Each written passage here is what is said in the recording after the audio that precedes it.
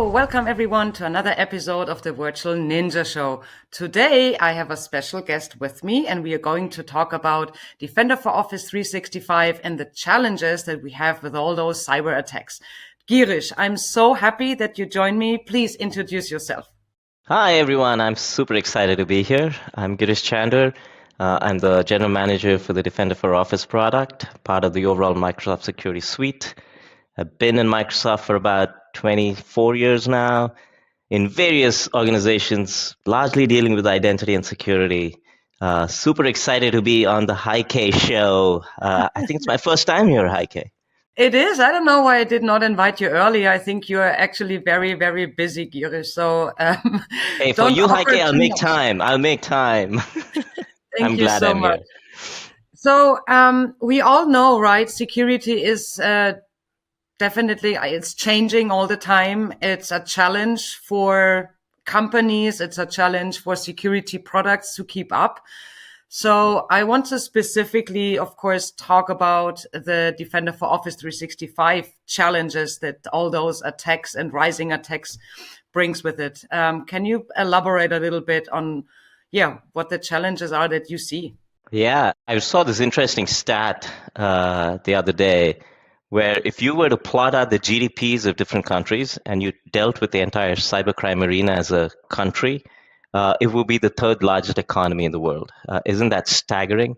And it actually suggests how, just as technology has evolved, technology in service of attackers has evolved tremendously as well. You now have these phishing as a service factories, if you may, that make it supremely easy for attackers to take advantage of these services and launch a variety of attacks. And so about last year, this is about a couple of months before I stepped into this new role. And so I'm trying not to read too much into the coincidence of that. But we saw this complete surge in attacker in the middle construct of attacks. It's been a mechanism that attackers have used to rapidly increase both the sophistication and the speed with which they morph attacks. And our customers have been the poorer for it. The industry as a whole is grappling to deal with this. And so you're right, security is top of mind for all of our customers. It's top of mind for every organization trying to protect their assets, their data, their user base. And it's certainly something that we take very, very seriously. You know about the massive investment Microsoft making in the space. But for Defender for Office, if you think about, there's this other stat I'll throw at you.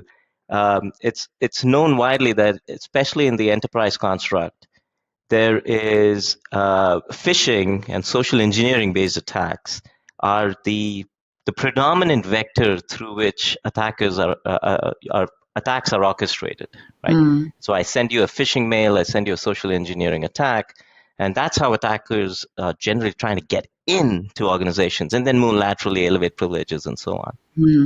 And so as we play in that space, protecting customers and users as they collaborate with others, it's the surge of these techniques is something we had to wake up to, and we've woken up to try and do much better.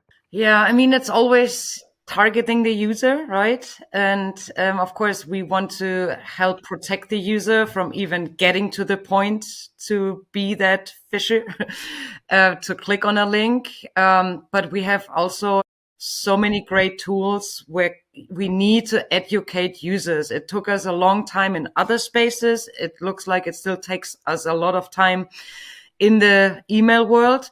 Before we get there, though, I think given our size with customers, we are one of the largest attacked platform. Or can you elaborate a little bit on that? What that means? Yeah, we at Microsoft have this amazing platform, if you may, where we service our customers through such a variety and plethora of services, whether it's the M365 platform with all of our productivity and collaboration suites, whether it's our Windows and Devices platform, whether it's our Azure platform. It makes us a large target for attackers. We've seen this.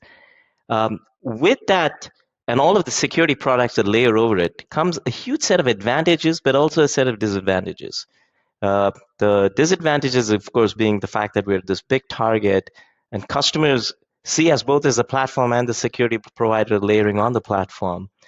But the advantages is we get some opportunities to integrate into the platform in ways that nobody else can, right?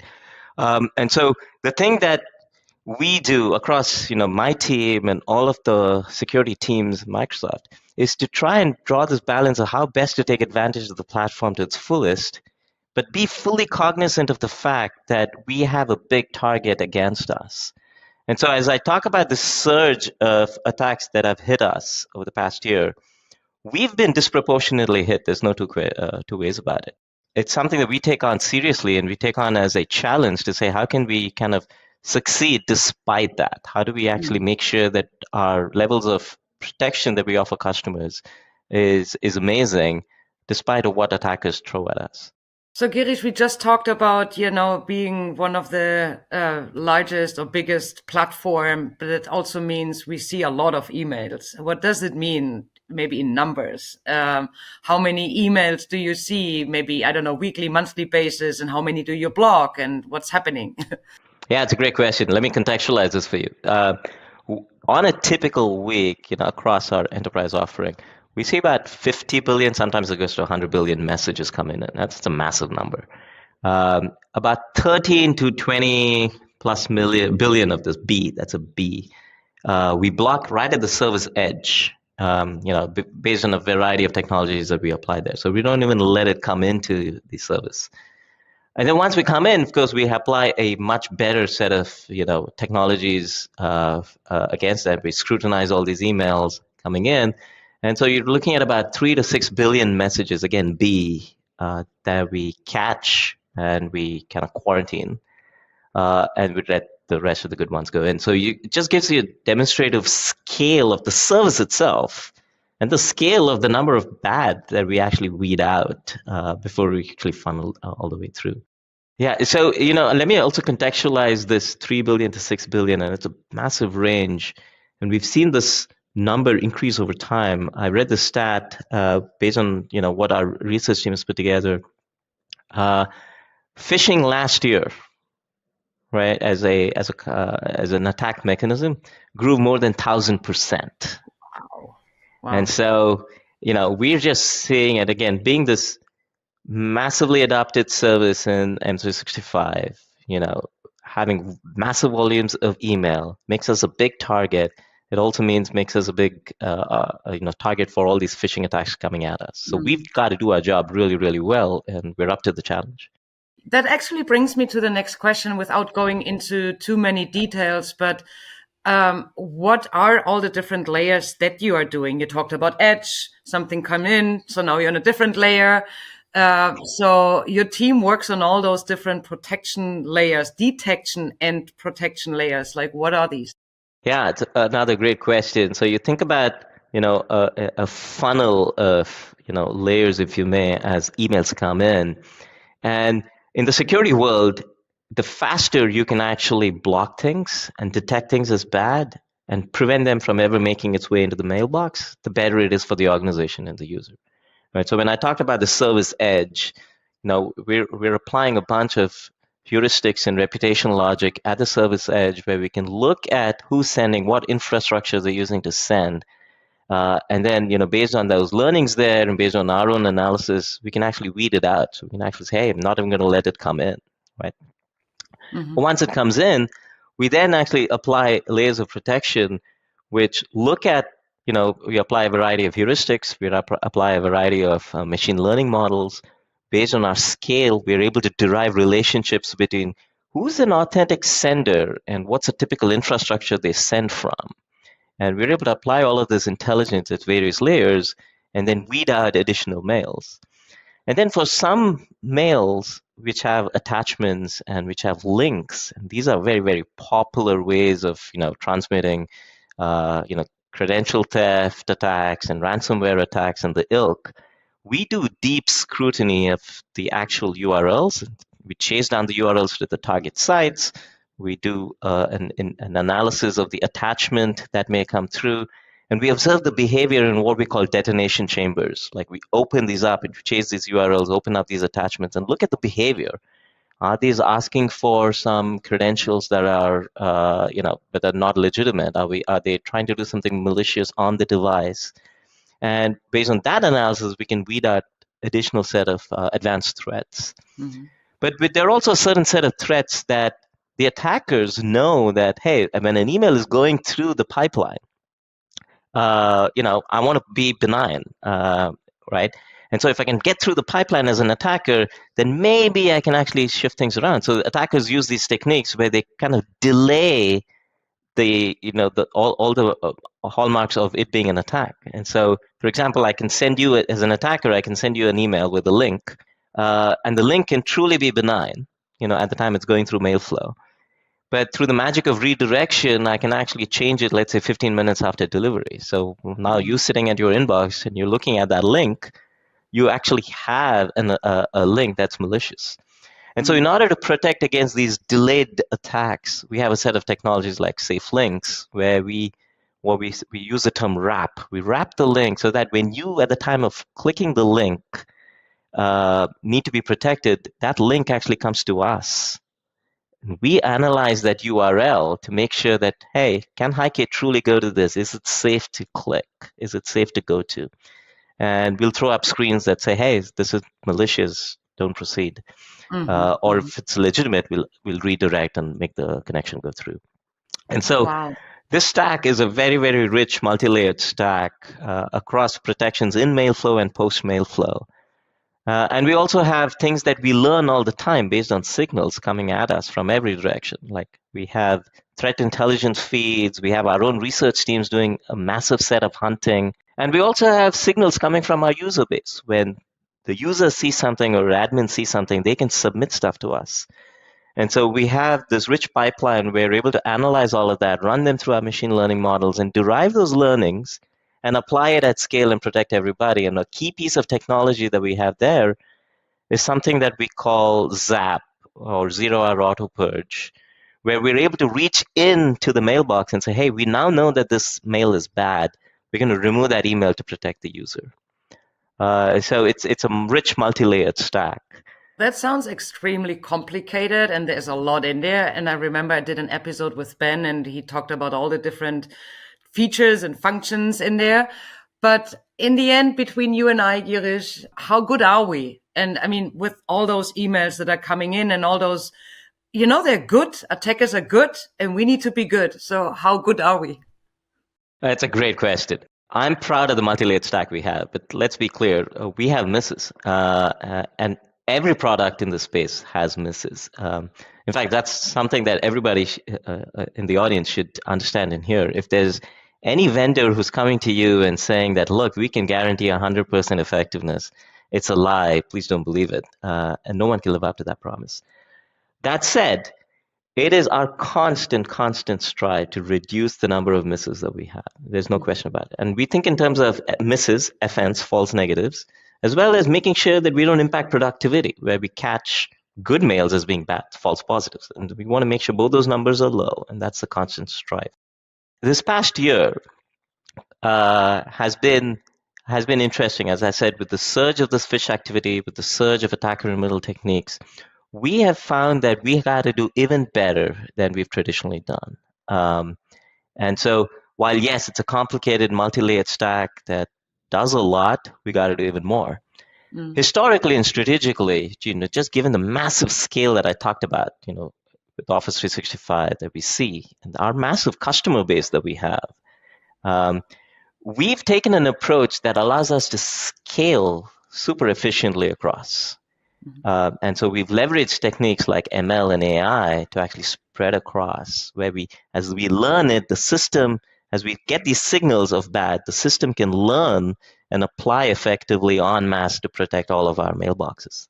The challenge with an ML heavy strategy, and I'm super proud of our strategy there, because it's really grounded in some amazing strengths, and we've led the way in ML applications in the space. But one of the challenges that we get to see is the predictability of the learning loop in terms of the time it takes, and the explainability of why we caught something. I think a lot of customers listening to this would relate, where sometimes they have this question of, well, MDO team, why did you catch this, or why did you miss this? Mm-hmm. And the response is kind of deep within the bowels of a model or a set of models that we have, that we've applied, that don't necessarily translate easily from an explainability standpoint.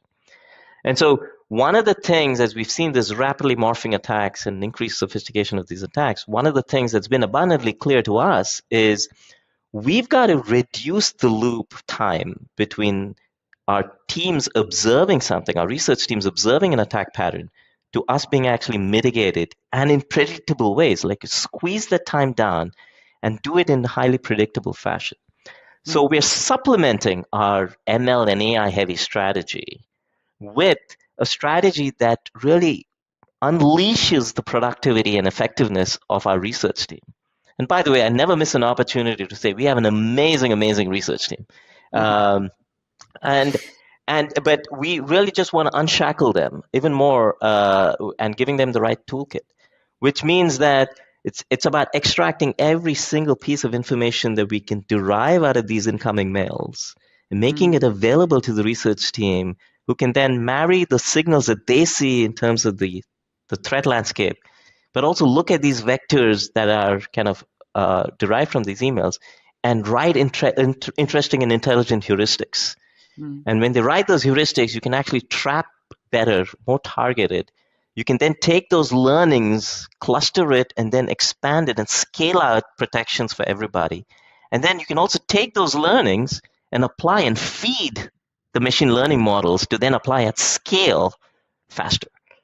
Right? And that's the pivot of the strategy that we've been embarked on to help reduce what we call the OODA loop, the loop between observation and actual response of and thwarting of the attack. And that's an amazing, amazing endeavor, and I'm actually super excited about the things we achieved with that. We've already made some great progress with that over the past few months, and there's more to do. When I look at this forced pivot that we've taken, again, in response to these changed landscape, I'm super excited about the pivoted strategy that we've applied and the outcomes that come out of it. We'll come out of this much stronger. I definitely felt your excitement right now talking about machine learning and the modules and all of this. But let me get back quickly again to, we have also a miss. So I know that we have something where customers can submit something to us. So if they think we missed something, they can use the in-product functionality to submit this to us. What happens? Where do they? Where is this going? Yeah. When customers have misses, now let's pick a miss, right? When customers have an FN, right? Typically, they're under a lot of pressure. They want to get answers to questions like, wow, was this a legitimate attack? And a lot of times the SOC teams have done their homework and they know it's a legitimate attack. And they're like, oh my God, who got this problem? Like, how widespread is this? Like, do I have a vulnerable user base that's going to click on this and therefore expose the organization? Yeah. Oftentimes, as one of the users who spotted this happens to be, someone of importance, like let's say in the C-suite, they're under additional pressure to say, why did you miss it? Right? To the members of the C-suite, it's their own security teams that's always to blame, right? And so it's about being able to give them the answers to the why questions. Why did this miss happen in the first place, right? And going through our support organization to try and get those answers is highly inefficient. And so the loop that we've tried to innovate, and we have more to do in this space, no question, but the loop we've tried to reduce is helping customers, helping the SecOps teams who put in these difficult situations, helping actually get those answers very, very fast through the tool set in the product. And the loop, the workflow really starts with submissions, if you think about it. And so if I, as a SOC member or an admin, I hit upon this FN, I've done my homework, I can actually submit it to Microsoft.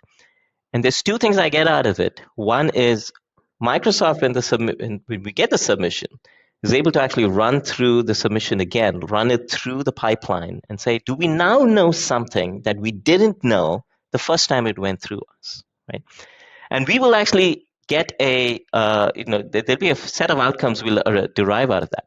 One is we'll say, look, we've run it now, and this is a legitimate miss because we actually see the things we didn't see when the email first went through us. And we're able to pick those learnings, and let's say it was a bad URL or a bad attachment. We can actually take those learnings, and the human analyst who's actually looking at it can exercise a block, not just for that email, but all emails that match that pattern, not just for that organization, but for every organization, right? But it's also, as we take those graded learnings, we can actually look at that, and we can derive, the signals out of this to feed our machine learning models to go and actually take those signals. Hey, who was the sender of this mail? What was the infra of this mail? What were some of the characteristics of the body, etc., to actually go drive that those learnings into the ML model. So now you get proactive learnings out of that submission applied at scale. Right? So, and do they get something back in the portal? How do they know it was useful? Do we encourage them to, like, hey, you get a medal, like a star, submit another one?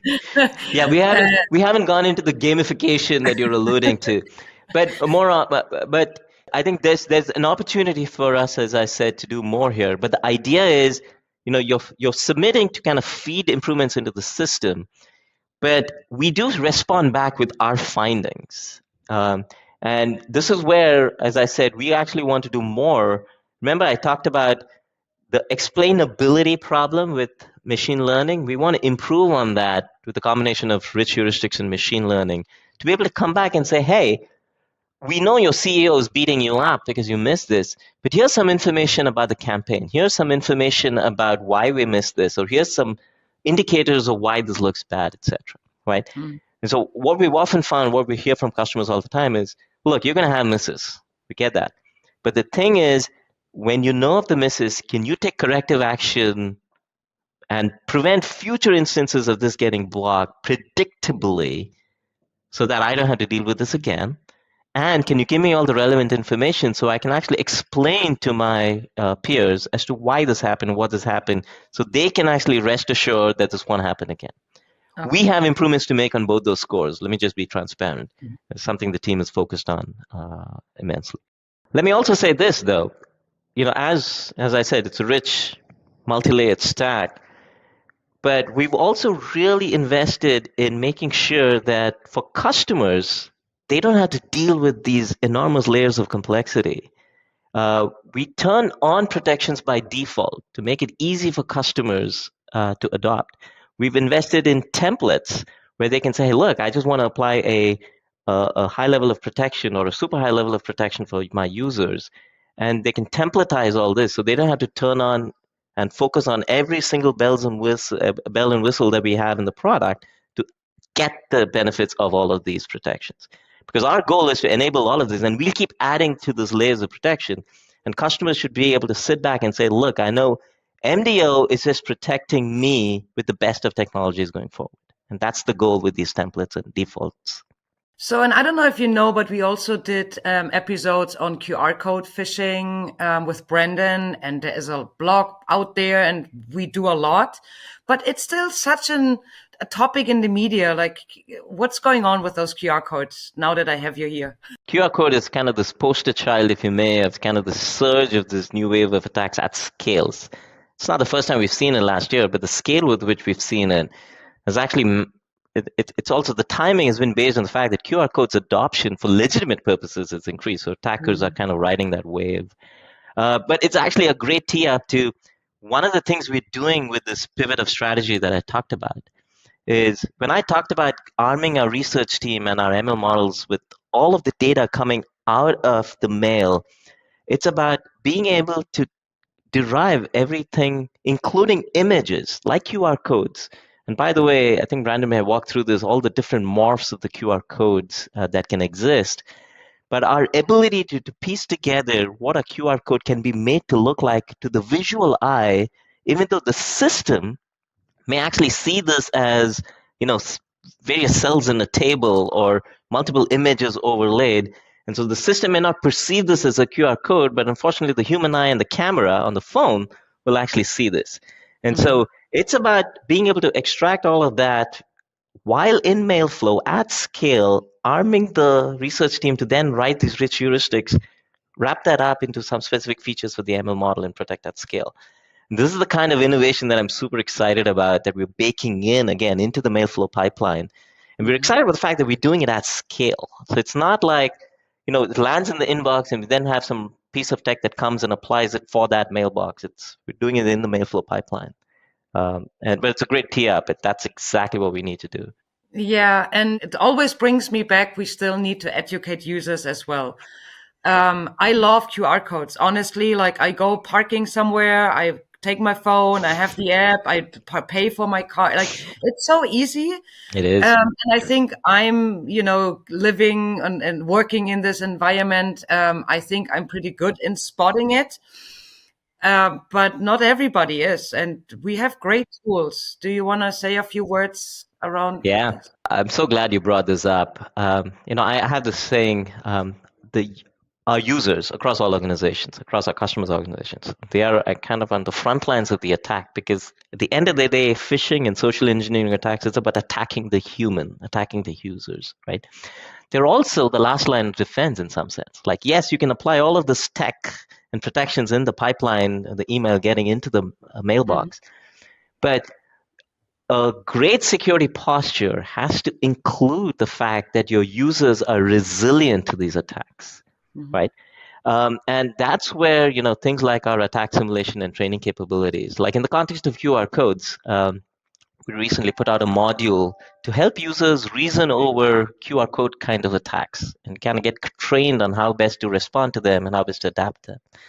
And so for QR codes, that's one dimension of it. But more broadly, this is a critical pivot of our strategy, which is educating end users on the threats of social engineering attacks and being wary of, hey, is this something that I ought to get in this context from this person, right?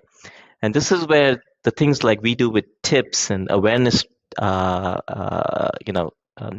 if you may, in the client is all meant to help users to give that moment of pause, because if you can give that moment of pause to say, am I doing the right thing? The organization is going to be better protected. Yeah. And I think this is a amazing closure. Your organization will be better protected. So I think it is one part of a bigger solution. We talk about the products, we talk about the processes, we talk about the different teams, the users. There is so much to it. But in the end, we all want that we have better protected organizations.